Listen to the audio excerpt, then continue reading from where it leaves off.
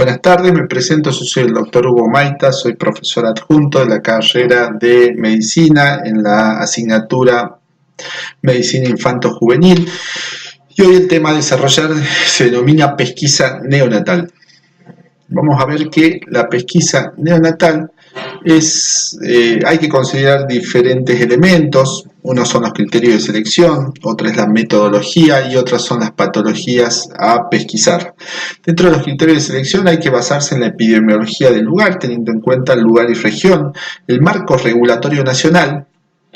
Dentro de la metodología tenemos que tener un adecuado registro de datos, una adecuada toma de muestra y decidir conductas según resultados.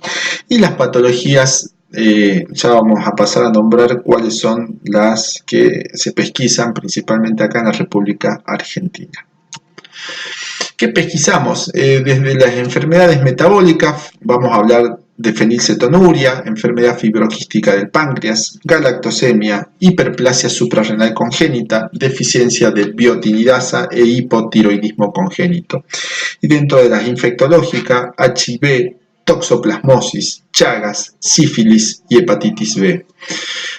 Vamos a pesquisar las caderas con la maniobra de Barlow-Ortolani para descartar displasia congénita de caderas, y dentro de los sentidos vamos a pesquisar el reflejo rojo para descartar cualquier patología que infiera o que no posibilite ver el reflejo rojo, como pueden ser un retinoblastoma o una lesión que impida la exploración de este reflejo. Y la pesquisa auditiva mediante la audiometría, que se hace en todo recién nacido hasta antes de los 30 días de vida. Vamos a pasar a ver qué es lo importante de determinar: incidencia y prevalencia, manifestaciones clínicas que suelen ser muy floridas, método de pesquisa, qué pesquisa o cómo va a ser lo que vamos a utilizar. En este caso vamos a ver que uno de los métodos es el papel de filtro, que es muy importante, y si uno lo realiza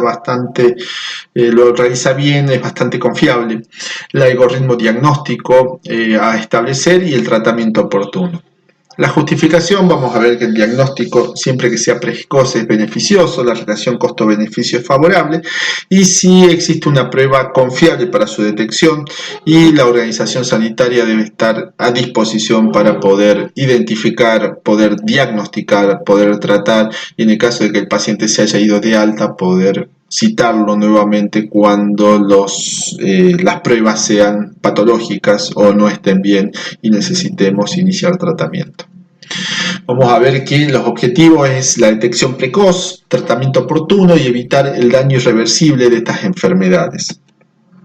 El hipotiroidismo es una de las patologías metabólicas que pueden tener dentro de su fisiopatología o dentro de su clasificación tres orígenes: primario, secundario y terciario. Primario se debe principalmente a una alteración a nivel de la glándula tiroides, ya sea por agenesia, hipoplasia o ectopía. Vamos a ver que las mujeres suelen ser más frecuentes, y la incidencia varía de 1 en 2.000 a 3.000 recién nacidos vivos.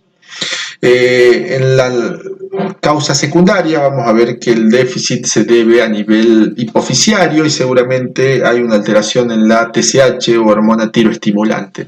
Y a nivel terciario, el déficit es a nivel del hipotálamo a través de la hormona regulatoria de las células productoras de TSH localizadas en la adenohipófisis.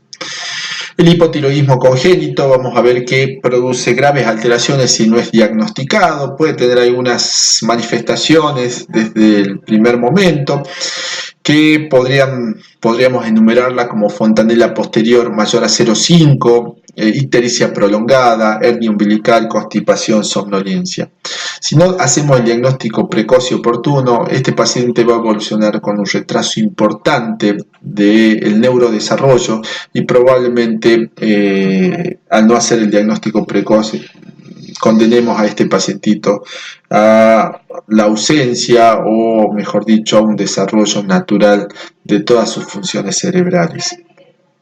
El diagnóstico se debe a valores elevados de TSH y el tratamiento básicamente es a través de levotiroxina en dosis de 10 a 15 microgramos kilo día. Vamos a ver que acá hay una muestra de el papel de filtro, que debe ser llenar todo el diámetro de los círculos, distribución homogénea, sin coágulos de sangre, sin rayones y llenando todos los círculos. Acá tenemos la imagen probablemente de un pacientito con una hernia umbilical bastante prominente, las características de la facie, una pseudomacroglosia, y después vemos la evolución cuando nosotros instrumentamos el tratamiento con la levotiroxina y la recuperación de muchas de estas funciones, y seguramente estaremos ayudando a este pacientito a que tenga un desarrollo lo más parecido a lo esperable para su edad.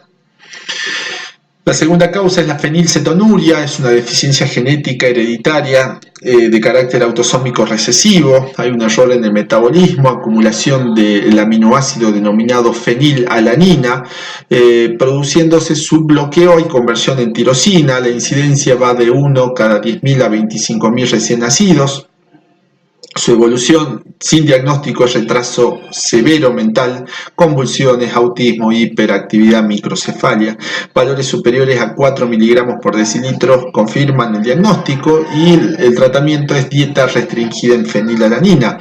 Acá podemos ver cuando la fenilalanina se imposibilita en su conversión a tirosina, va a haber un déficit de dopamina, proteínas y melanina, con su traducción a nivel cutáneo, alteraciones de crecimiento y alteraciones neurológicas.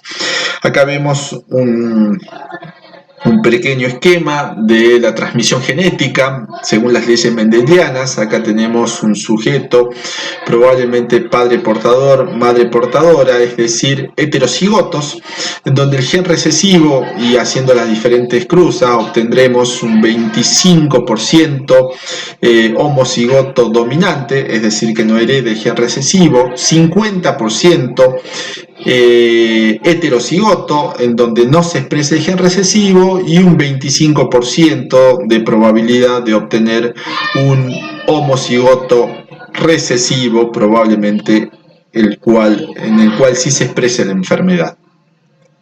La enfermedad fibroquística del páncreas es la otra enfermedad a considerar. Vamos a ver que hay una alteración en la proteína que permite el transporte a través de membrana, el CFTR, lo que va a producir un aumento en la viscosidad del moco con acumulación de cloro y de sodio, produciendo alteraciones pancreáticas, respiratorias, digestivas y altas concentraciones de cloruro y sodio en el sudor. La incidencia varía de 1 a 3.400 recién nacido vivo.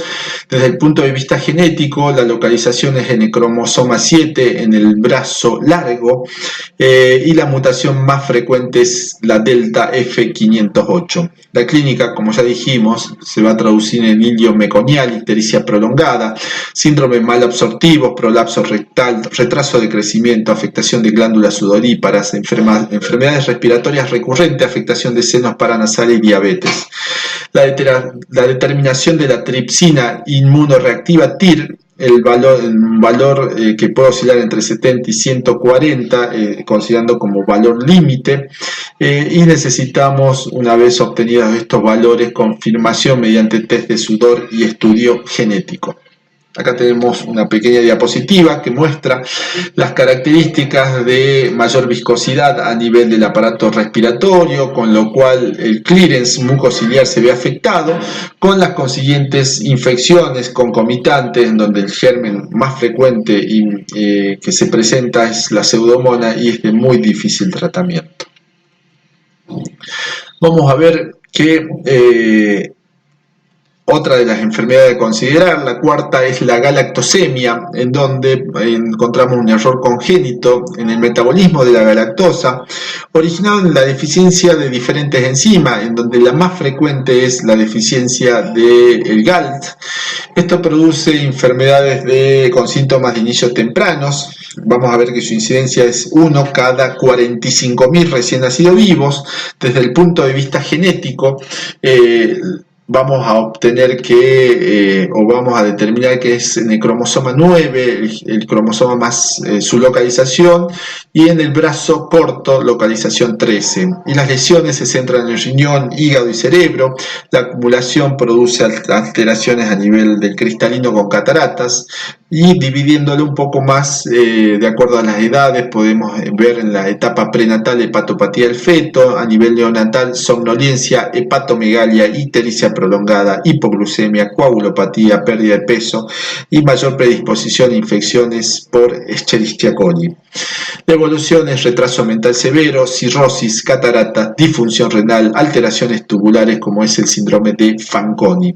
Los valores de corte vamos a ver cuando tenemos galactosemia entre mayor a 8 y 10 miligramos.